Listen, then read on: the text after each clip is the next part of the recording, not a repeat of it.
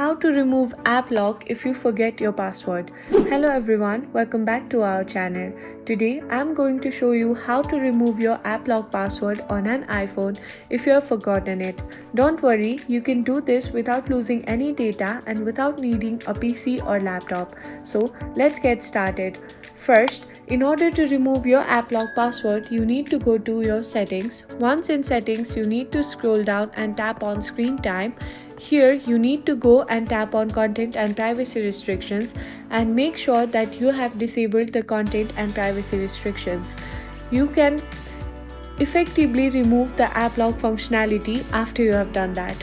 Once you have done that, you need to go back to General and then go all the way down to Transfer and Reset iPhone. You tap on Reset and then you need to reset all settings. Once you have done that, this will not delete your data, but you will need to re-enter Wi-Fi passwords and other settings. After that, you need to go back and then you need to go to your iPhone not backed up and you need to go to backup settings. And once you have done that, you need to tap on backup now. This will help you back up your data.